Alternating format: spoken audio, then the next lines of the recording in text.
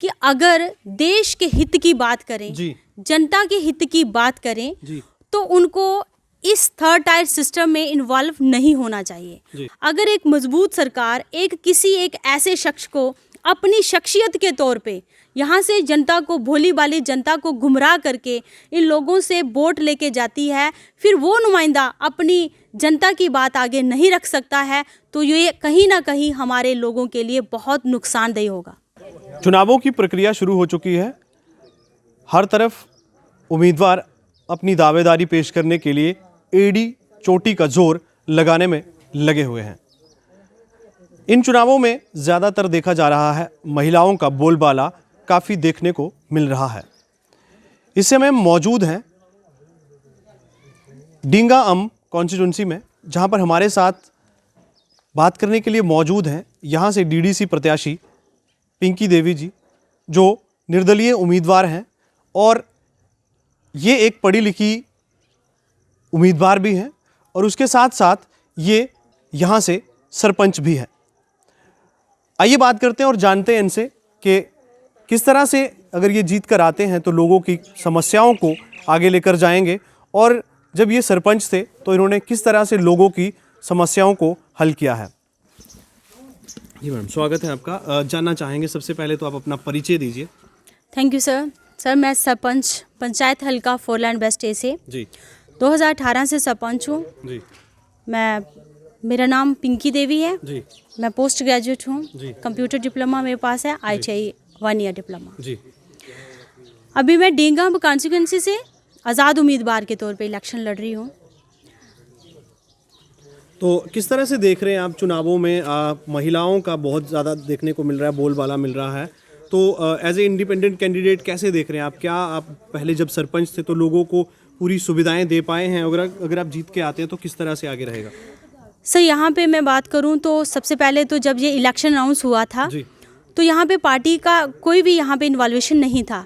Notification के बाद पार्टियाँ यहाँ पे एंट्री करती हैं, उसके बाद सेंटर पार्टियाँ यहाँ पे इन्वॉल्व हो जाती हैं। मुझे लगता है ये जब पंचायती राज का थर्ड टायर सिस्टम कंप्लीट हो रहा है, यहाँ पे पार्टी का कोई भी इंटरफेरेंस नहीं होना चाहिए था। तो उसी चीज़ को मैं मद्देनज़र रखते हुए इंडिपेंडेंट इलेक्शन लड़ रही हूँ, क्योंकि जब हम सरपंच बने थे तो तब हमारी कोई पार्टी नहीं थी।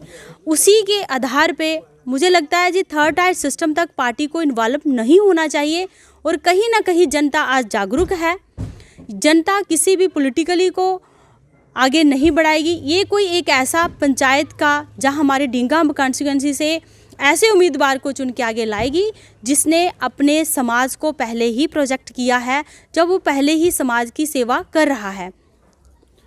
इसके साथ आप देख रहे हैं इन चुनावों में काफ़ी सारी पार्टीज़ जो है, नेशनल लेवल की पार्टीज़ की बात करें या रीजनल लेवल की पार्टीज़ की बात करें, तो वो अलग अलग मुद्दों को लेकर आई हैं। एज ए निर्दलीय उम्मीदवार आप किस तरह से देख रहे हैं? क्या लोगों के मुद्दे हैं और किस तरह से आप अपने लोगों के मुद्दों को सॉल्व करने में कामयाब होंगी?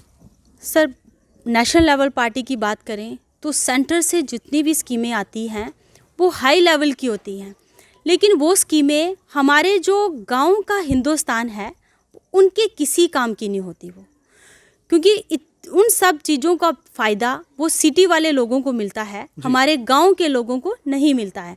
तो मेरे दो ही मुद्दे हैं, 2-3 मुद्दे ऐसे हैं, जैसे महिला सशक्तिकरण हो गया, सड़क जो हो गया, कनेक्टिविटी हो गई, और पानी की सुविधा, एजुकेशन का मुद्दा। ये 3-4 चीज़ें मैं प्रायोरिटी पे रखना चाहूँगी और मैं रखती आई हूँ। इन्हीं मुद्दों को लेकर मैं अपने गांव के हिंदुस्तान को, अपने कंडी क्षेत्र को, अपने डींगा कॉन्स्टिट्यूंसी को आगे लेके जाना चाहती हूँ। यहाँ पर देखा जाता है जो क्षेत्र हैं, पहाड़ी क्षेत्र भी है जहाँ से आप चुनाव लड़ रहे हैं, कुछ मैदानी इलाके भी हैं। यहाँ पर क्या पिछले 10 सालों में लोगों को उनकी जो मूलभूत सुविधाएं हैं वो पूरी हो पाई हैं? सर, आप 10 साल की बात कर रहे हो, मैं तो पूरा जब से हिंदुस्तान आज़ाद हुआ है तब की बात कर रही हूँ, क्योंकि मैं अभी अपनी पूरी कंडी क्षेत्र में घूम रही हूँ। तो हमारे कुछ ऐसे एरिया है, जैसे आपने बात की, अभी बात करें, कुछ मैदानी इलाके हैं और कुछ पहाड़ी इलाके हैं, कुछ पानी वाले हैं तो कुछ खुश्क इलाके हैं।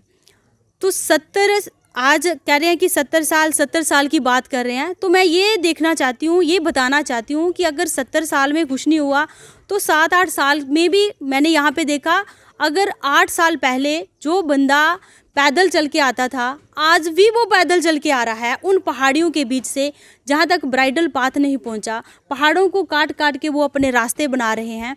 तो मुझे नहीं लगता कि कहीं ना कहीं कोई ज़्यादा चेंज हुआ है। अब बात करेंगे बिजली और सड़क की, क्योंकि सड़क जो है पहाड़ी क्षेत्र में अभी तक पहुंच नहीं पाई है। बिजली की भी समस्याएं हैं, मगर रीजनल पार्टीज़ की बात करें या सेंट्रल लेवल की पार्टीज़ की बात करें तो वो अभी भी जनता के जो मुद्दे हैं वो कहीं ना कहीं डाइवर्ट कर रहे हैं। पिछले जो 10 सालों में काम किए हैं उनको नहीं लेके आ रहे हैं, कुछ अलग से मुद्दे देख रहे हैं।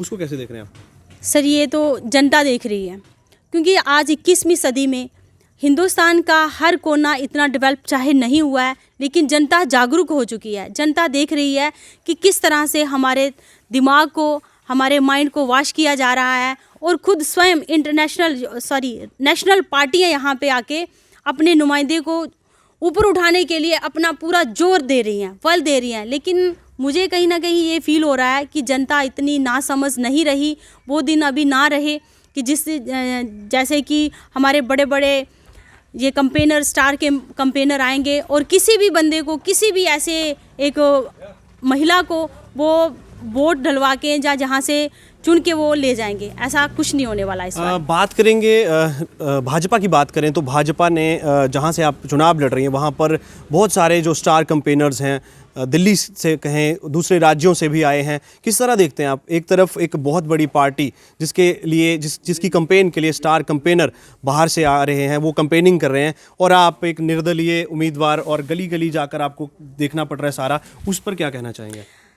सर, ये एक चीज़ तो मैं आपको क्लियर कर दूं कि जो स्टार कैंपेनर हैं वो भी हमारे बनाए हुए हैं, वो भी इसी जनता ने वोट डाला है।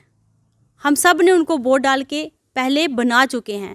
अब मैं उनसे यही अपील करूंगी कि अगर देश के हित की बात करें, जनता के हित की बात करें, तो उनको इस थर्ड टायर सिस्टम में इन्वॉल्व नहीं होना चाहिए। उनको ये देखना चाहिए कि अगर हम केंद्र में अगर मजबूत सरकार बनाते हैं तो उस मजबूत सरकार का हमारे गांव के लोगों को तभी फ़ायदा मिल सकता है जब एक मजबूत नुमाइंदा चुन के वहाँ पे एक जिला परिषद का एक काउंसलर वहाँ पे मजबूत नुमाइंदा आएगा, उसका तभी फ़ायदा हो सकता है।